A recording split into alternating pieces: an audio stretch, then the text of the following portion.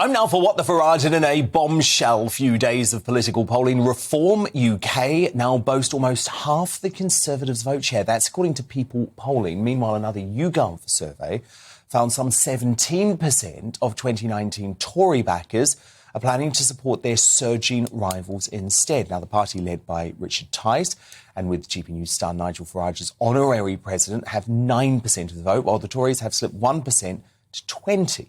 Senior Conservative MPs now fear a full-scale Farage return to politics at the next general election that could see the party completely obliterated in the Red Wall. That was according to a fascinating piece in the Times newspaper today. So, Nigel Farage, firstly, great to have you back. We missed you last week, especially with so much going on. Of course, it's 3 years to the day, Nigel, since that Boris Johnson landslide, which you gave him a real helping hand to secure. But do you believe now, Nigel, looking at this polling, that there could be a fundamental redrawing of the political map on the right in the UK? Well, Danny, quite right. I mean, look, had it not been for the Brexit Party being founded, Theresa May would have limped on as Prime Minister for a year or two.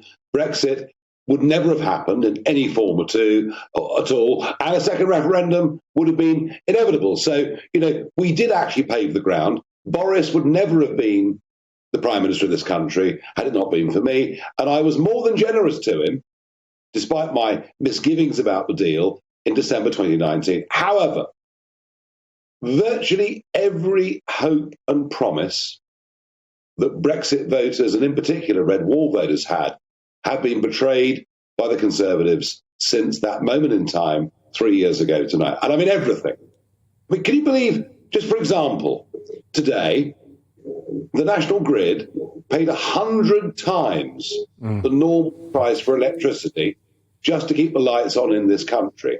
Can you believe that thousands of Albanians a month are coming into Britain openly boasting they will join criminality in our country? I mean, there's just two little examples of how people feel let down and betrayed. And a lot of my critics would say, I gave Boris a free pass.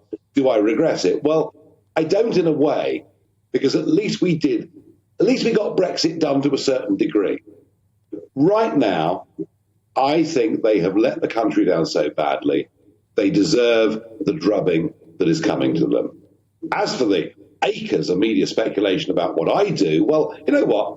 As honorary president, with Richard Tice as leader, I think we're doing quite well anyway. Well, I mean, Nigel, you must have been pretty stunned to see the Times. I mean, that is the establishment newspaper devoting a double-page spread in their news section to Reform UK. Now, I know the BBC, and I know Richard's very angry about this, the BBC still won't really talk about reform, sort of wants to ignore you. But like everything, they just take a while to catch up, don't they? And they will ignore you until they can no longer ignore you. Oh, of course. And we've seen this before again and again and again. I mean, the last insurgency was UKIP. The Brexit Party was sort of UKIP 2.0, if you like, just to get the job done. I mean, look, the conditions for a political insurgency are there. The political situation is almost identical to what it was 10 years ago. Then we had Clegg, Cameron, Miliband, three Social Democrats. I used to say you can't put a cigarette paper between them in terms of policy. Well, tell me, apart from the private school idea, which will never happen anyway, because it would cost too much, can anyone, please email in, to GBNews. Tell me any major policy difference right now between Labour and Conservatives and the Lib Dems now marginalised to be a sort of local party in the southwest and other bits of the UK. So the conditions are there. Reform is bubbling away. Some polls say 9%, some say 6%, whatever it may be, but something is going on. And I put it down to this. Brexit wasn't just about leaving the European Union. No. Brexit was about a new kind of politics. The Brexit Party slogan was change politics for good. And what we got with Boris, after that night 3 years ago today, was a return to the Oxbridge PPE chumocracy. PPE not just being a degree, but also now being ways of making tens of millions of pounds during the pandemic. And people are very, very angry, very let down. I think the Tories are in for a bit of a beating. And, OK, the time is big lead. If Farage comes back, the Tories will be crushed. Well, yes. Those votes, and Boris on the night 3 years ago acknowledged this. He said they've lent us their votes. They are Farage-istas. They're Farage. I can't buy a pint north of Birmingham. They queue up to say, I want to tell my mates. Farage-istas, I love that. Now, Nigel, look, big breaking news tonight. No conclusion, resolution, progress in these talks between the government and the nurses' union. So it looks like nurses will walk out for the first time in history, Nigel, on Thursday. Of course, strikes are bringing chaos to the country, could almost result in some sort of lockdown by stealth at Christmas time. What would a Prime Minister Farage do to control this very, very worrying situation? This is a very, very mainstream media misleading question, because if I answer that question, the Mirror will say Farage wants to be PM. But if I was a Conservative, Dad, I've been here before, did I?